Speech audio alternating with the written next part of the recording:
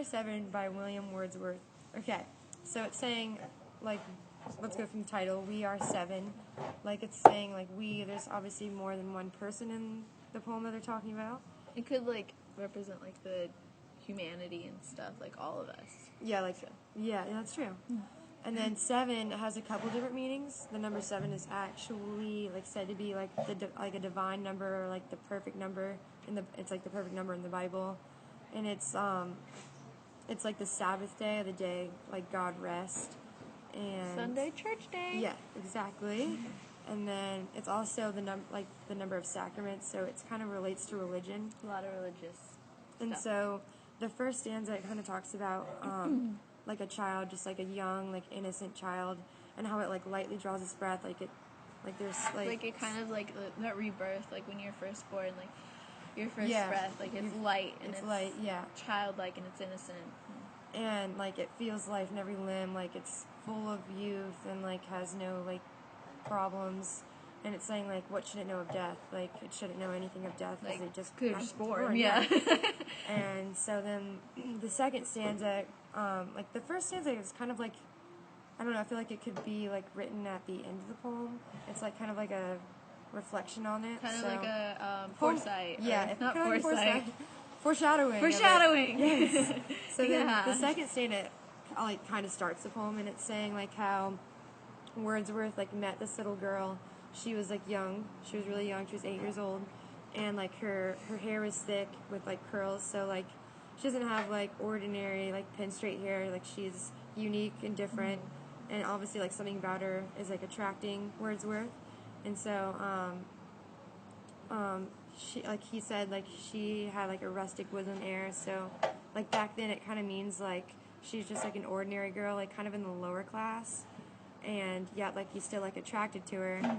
Like, she dressed strange, and her eyes were very fair. And it kind of gave her that, like, naturalistic feel, because it's, like, woodland and stuff, so it's, like, she's completely natural. Like, she's not, like, covered up and like, fake. Kind of like the innocent thing. Like, yeah. And so her eyes were fair, and that can mean, like, two different things. Like, her eyes were, like, they told the truth, kind of.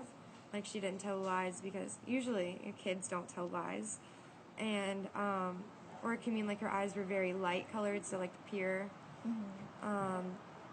And then it goes on to say, like, it starts off kind of like an interview, like... Well, wait. Sorry. Yeah, no, go ahead. The last line of that stanza, it has, like, the dashes, and then it's, like, her beauty made me glad, so it's kind of like she's taking in all about her. I mean, he's taking in, like, everything about her, like, and her beauty made me glad. Like, you know, it's kind of like that dramatic pause. Yeah, like, he's taking it all in. Mm-hmm. Exactly. Okay, sorry. No, you're good. No, you're good. And then it starts off like an interview, and it's kind of like he's asking how many, like, siblings the little girl has. And she says, like, 7 in all, so I guess there's 7 siblings, that's what we think. Mm-hmm. And then it goes on to say, like, Wordsworth wants to know where they are, and she answers, 7 are we again. So now it's kind of like, okay, 7 kind of like we. The repetition of 7 in Nafra. And so then she goes on to say, like, 2 of them live in a city of Conway, which is in Wales, which I believe is where Wordsworth lived. So, I don't know. And then 2 are gone to sea, so, like, 2 are at sea, so that's 4 of them. And then she says 2 of them are in the churchyard, and they lie in the churchyard, so, like, yeah, we get a sense of them, like, they're dead, but Wordsworth uses, like, the word lie instead of death, so it can mean, like, they're dead, but, like, to her, they're just, like, sleeping. Yeah, kind of like a really childish innocence when children, like, you know, when you talk to a child about someone dying, you don't say, oh, you know, they died. Or they don't understand that. You say, you know, they went to bed or something. Right, like exactly. And so, and as you can see, like, she's counting the 2 dead ones as, like, part of her family still. Mm-hmm. And then she, like, lives with her mother. And so Wordsworth, like, gets confused. In the next stanza, he's like, but you say, like, 2 live in a city and 2 are at sea, yet there's 7 of you, like, how can this be? And so then, like, the little girl replies, like, back really quickly because she knows the answer. Like, 7 boys and girls are we, so, like, she's just trying to, like, get her point across, like, she knows she's right. Yeah. And so then she says, like, 2 of them lie in the churchyard, so they're dead, but, like, they're not forgotten. And then Wordsworth is kind of like, you're crazy, like, you run about, little maid, like, she's just young, like, she doesn't know much. Innocent. Naive. And he's saying, like, if two lie in the churchyard, then there's only 5 of you. And she, like, responds back by saying, oh, like, no, like, their graves are green, and green kind of represents, like, growth and stuff. And, like, liveliness. You know, usually when you think of a graveyard, you might think of, like, a bunch of, like, dead stuff everywhere, but, you know, she's like, no, it's, like, all alive, so they must be alive. Exactly.